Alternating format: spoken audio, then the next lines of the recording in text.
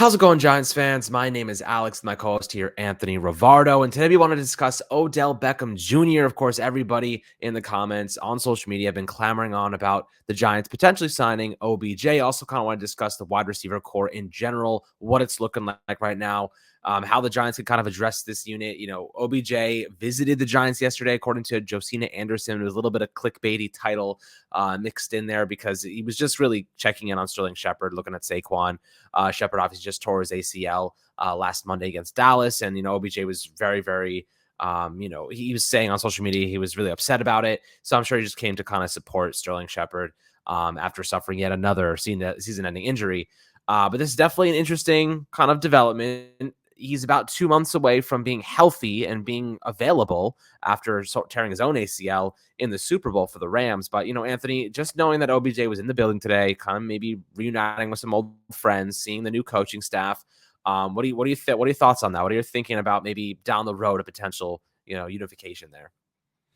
Yeah, I think a reunion is pretty unlikely. However, I would personally love to see it happen. I love Odell Beckham Jr. He made the Giants watchable for years. The team was really bad, but every Sunday I made sure to tune in because I wanted to see the next OBJ highlight reel one-handed catch, and he was so much fun. He played with a lot of passion and a lot of heart. He loved New York. He loved being a member of the Giants until he didn't anymore, which really sucked. The Giants traded him away in a pretty ugly fashion. There was clearly a falling out between him and the management of the team at the time. But now that management is gone. And it was very clear and obvious for a while that there was bad blood between Odell Beckham Jr. and the New York Giants. However, it appears that he's moved on and he's forgiven the team because at the end of the day, his real enemy was Dave Gettleman. And Dave Gettleman was the real enemy for all New York Giants fans for a while. And now that he's gone, things are looking a lot better. The Giants are in a much better spot. OBJ has a Super Bowl ring. He's personally in a much better spot. Maybe at some point in his career, he will want to come back and get to that unfinished business that he had, right? Because he always wanted to bring a ring to New York and he wasn't able to do it. He has unfinished business here. And I do think that one day he's going to explore the opportunity of coming back to the Big Apple and trying to get that ring with the New York Giants. Would this be the year that the New York Giants could win a ring with OBJ? Probably not. So does that mean he's going to sign here? Also probably not. The New York Giants need receivers right now, and OBJ's injury, he's not going to be fully healed from until later next month. So again, the reunion does seem unlikely. However, I think it's just cool to see him in the building because it seems like if at this time last year, he wouldn't have even dared step near the stadium unless he had a game there, right? He just would refuse to even say anything, get anywhere near the New York Giants while Dave Gettleman was there. But now, Joe Schoen, Brian Dable, seems like they've made a somewhat welcoming environment for an old veteran who used to play for the teams. And so it seems like OBJ is, welcome to the idea now. And he feels welcome in the stadium just to come by and say hello to his friends. And I do think, because at the end of the day, it wasn't a free agent visit, I think it's a nice gesture by the New York Giants to permit him to be in the stadium, to give him access to go say hello to his friends. Sterling Shepard, of course, dealing with a significant injury, one that OBJ is also currently dealing with. So I think it was a nice, gesture by the New York Giants. And again, it speaks volume to the new culture of the New York Giants. I think if OBJ is at the point where he's like, okay, I can finally hang out with my Giants teammates again, come by to the stadium and say what's up, I think that does speak volumes to the culture that Joe Schoen and Brian Dable have instilled right here in New York. And that's something that just has me really excited. Yeah, absolutely. Me too. But at the end of the day, the Giants still are dealing with a ton of injuries. They're trying to figure out exactly how to get around all of those injuries. Kenny Galladay went down with a knee issue. Wan'Dale Robinson, he was sprinting the other day, but who knows if he'll be available in London against Green Bay. And then Kadarius Toney, I don't know if he'll ever play again at this rate. I just don't know when he's going to come back. Hopefully, he's resting the hamstring and he's able to make an impact during the second half of the year. The Giants are somehow finding ways to win without him. And that's a testament to the coaching, as we said in the post-game recap video the other day. But there are some guys available in the wide receiver department. The Giants have looked at linebackers. They signed AJ Klein yesterday, 9-year veteran, a decent player. He has okay grades as a pass coverage linebacker. He's more of a special teams guy. I'm not going to sit here and tell you that he's going to be an impact guy. And you're really looking at Jalen Smith and Tay Crowder. Tay Crowder had probably the best game of his career as a Giant last week against the Bears. But him and Jalen Smith didn't actually look terrible together. Maybe those guys can hold it down in the meantime. But now Julian Love, obviously the concussion he sustained. Aaron Robinson was placed on IR today, so he's out for the next 4 weeks at least.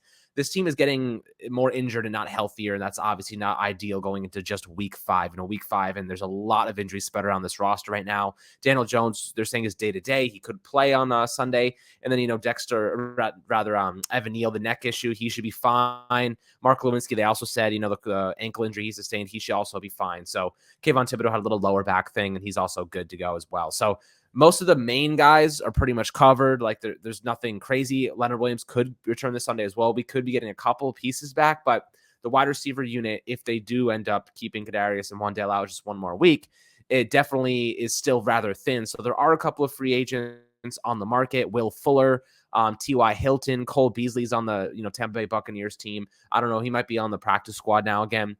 Allen Hurns, Albert Wilson. I'm not touching Deshaun Jackson with a 10-foot pole.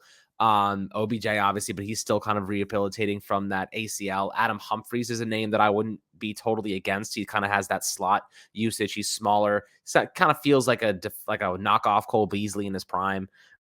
So definitely an option there. I know the Cardinals waived Andy Isabella today. That's another guy I'm intrigued by. He's a really good special teams player, a good punt returner, a kick returner. I know we have Richie James right now, but maybe if you get Andy Isabella involved in the receiving game in terms of kick returns, punt returns, you can get Richie James more involved as a receiver. They kind of haven't utilized him that much that way. He played like 50% of snaps or 42% of snaps in week 3. We need him on the field more because I think he's honestly one of our better receivers right now. I'd rather be trusting him than David Sills. That's just kind of my personal preference. But Anthony, any of those names that stand out to you? Obviously, you're looking at bringing in someone very cheap. We don't have any money. OBJ is going to cost all the money we have. But the longer we wait to get him, the cheaper he's going to be because you're getting him for like a couple of games instead of maybe like the whole rest of the season. But maybe if you wait another couple months, maybe it's week 10. And honestly, you're probably looking more like 12 or 13. You could sign him for a couple games, but like, what's the point? I don't know. Like, we'll see where we are at that time of the season, but he's not ready to play right now, guys. So like, that's probably why they wouldn't bring him in. But anybody that kind of, rung your bell a little bit? Yeah, honestly, you mentioned Andy Isabella. That's a player I liked a lot coming out of the draft a couple of years ago. He's a very speedy, short wide receiver, and he has that ability to really stretch the field. And that is kind of something that the New York Giants offense is missing right now, is having a receiver that can take the top off of the defense. And Andy Isabella has proven in the past that he has that ability, not only in college, but he did do it a couple of times with the Cardinals. He didn't receive too much playing time during his time in Arizona, which was a bit of a disappointment. Like I said, I liked him a lot coming out of the draft. So I was hoping that, him with Kyler Murray, they could kind of mesh together and create some decent chemistry. Never came to fruition. However, it could always be the case of needing a change of scenery. So maybe Andy Isabella, again, a player that a lot of people really liked as a prospect, maybe he finds a new team and he has some success there. Maybe the New York Giants could be that team. One of the names you didn't mention that the New York Giants are taking a look at is Victor Bolden. He's a wide receiver that they had in for a workout today. I don't know too much about him, but he is someone on the free agency market, as well as wide receiver Jontre Kirkland. They also brought him for a workout. So they have had 2 wide receivers in for a workout. So they're definitely looking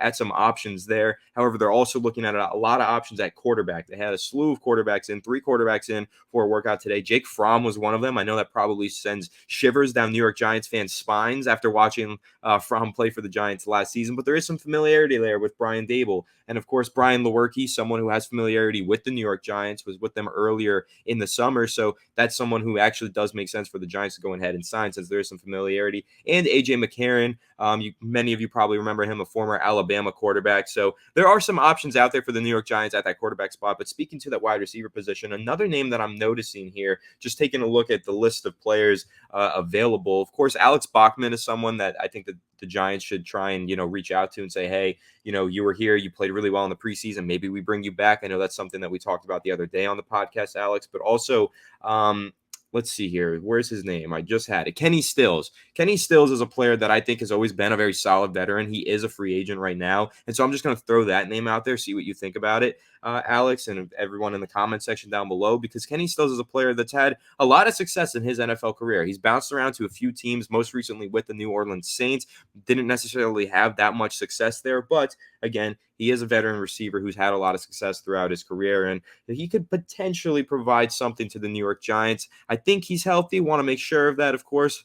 He is sitting on the free agency market, so there's a chance that he is not, but I think that he is healthy and ready to go. I also saw that Willie Snead was released today by the San Francisco 49ers, another veteran receiver who used to play for New Orleans and has had a lot of success in his NFL career. He used to play for the Ravens as well, bouncing around to a few teams, but always being a solid contributor. So taking a look at this market, there are a lot of wide receivers out there for the New York Giants to consider. Now, do they want to go with a young guy? Do they want to go with a slot guy? Do they want to go with an older veteran who's proven talent? That's kind of up to the New York Giants and really what their pockets will allow them to, acquire. But there are some names out there that do intrigue me, and I think that it's going to be interesting to see. It's a short week here. They got to travel all the way over to London, but it's going to be interesting over the course of the next 1 to 2 to 3 weeks to see how many wide receivers the New York Giants have in for visits and who they ultimately end up signing.